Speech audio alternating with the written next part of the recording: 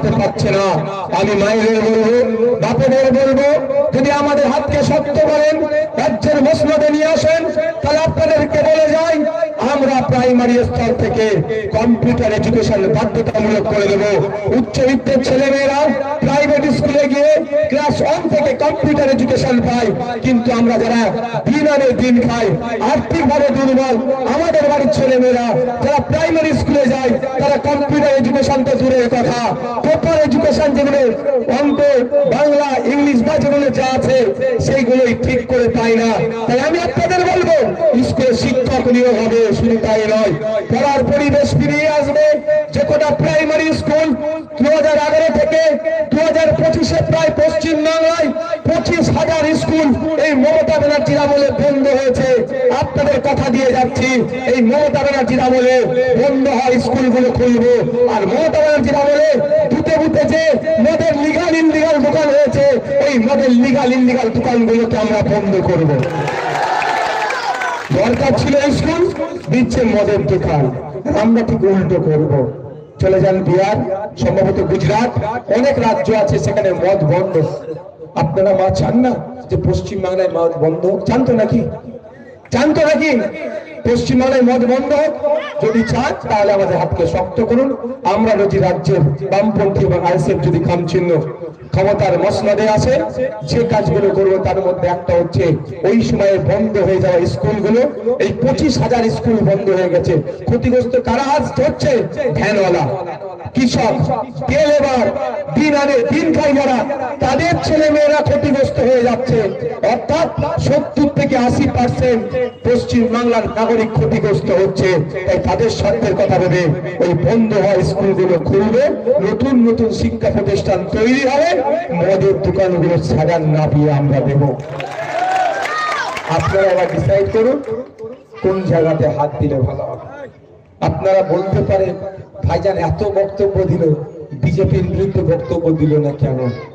ভাঙনের জন্য দুটো কারণ। ফার্স্ট কারণ, বিজেপির যে প্রার্থী হয়েছে তৃণমূলের সাথে শুনছি সে তলা থেকে ম্যানেজ করে নিয়েছে। শুনছি বিজেপির প্রার্থীর একটা ব্যানার করে ভাঙরকে মডেল হিসাবে গ্রহণ করে নেয়। এই পুরস্কারটা আপনাদের কাছে আমি চাইছি। হবে? এই পুরস্কারটা দেবেন আমাকে? তাহলে তাই পুরস্কারটা দেবেন বলছেন তো? এই পুরস্কারটা দেবেন বলছেন তো?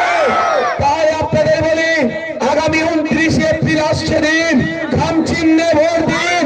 মা বোনেদের বলে দিন খামচিহ্নে ভোট দিন, বাপ ভাইদের বলে দিন খামচিহ্নে ভোট দিন, দোকানদার ভাইদের বলে দিন খামচিহ্নে ভোট দিন।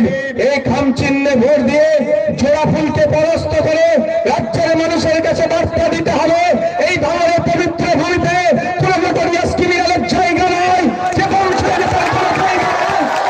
মমতা ব্যানার্জি ভাঙনের মানুষের উপরে জোর করে বোমা নেতাকে বসিয়ে দিক না কেন, ভাঙনের মানুষ ওই নোটরিয়াস ক্রিমিনালকে ভাঙনে এক চুল জায়গা দেবে না। তাই এখন চৌকাট নিয়ে ভাঙন প্রমাণ করে দেবে, রাজ্যের মানুষের কাছে বার্তা দেবে, ভাঙন সম্প্রীতির মাটি, ভাঙন ঐক্যের মাটি, ভাঙন ভালোবাসার মাটি, ভাঙন সৌহার্দ্যের মাটি। এই মাটির মানুষ হিংসা চায় না, এই মাটির মানুষ অন্যায়কে প্রশ্রয় দেয় না, এই মাটির মানুষ সবসময় মানুষের কথা ভাবে এবং প্রগ্রেসিভ চিন্তা ভাবনা নিয়ে চলে।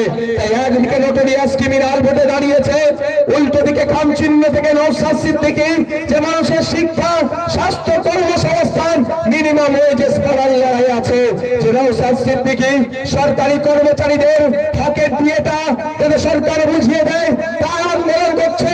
অপরদিকে দোলমাদা নেতা দাঁড়িয়ে আছে, একদিকে নওশাদ সিদ্দিকী তারা টিচারদের থেকে শুরু করে কন্ট্রাকচুয়াল যারা জব করে তাদের অধিকারের কথা বলছে, অপরদিকে এই সমাজ কুখ্যাত সমাজ বিরোধী দাঁড়িয়ে আছে।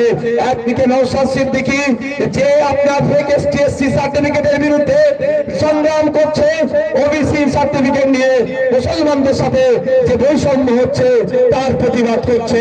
একদিকে যেমন আছে, ঠিক তার উল্টো দিকে যে ক্যানিং পূর্বকে আবার পাঠিয়ে দেবে। এটাই আমাদের রাজ্যের মানুষ তখন রাজনীতির র বুঝে যে অন্য জগৎ নিয়ে থাকে তাকে ধরে নিয়ে এসে চাপিয়ে দিল। আর বিধানসভায় লোকসভায় গিয়ে পানির মাপ বলছে কুইন্টাল কুইন্টাল হয়ে যাবে। তাকে পাঠাচ্ছে আইনসভার মধ্যে। এতে লাভ, এটাতে লাভ কার হচ্ছে? আমাদের কিছু লাভ হচ্ছে না।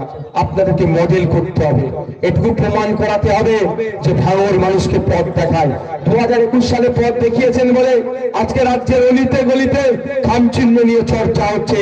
যেখানেই যাচ্ছি বেগমদা, ক্যানিং পূর্ব, ক্যানিং পশ্চিম, মিনাখা, বাসন্তী, কুলপি থেকে শুরু করে অশোকনগর, হাবড়া থেকে শুরু করে আপনার পলাশী থেকে মুর্শিদাবাদ, মালদা, যেখানেই যাচ্ছে একটাই কথা, ভাঙড় টু করে আমরা দেখাবো।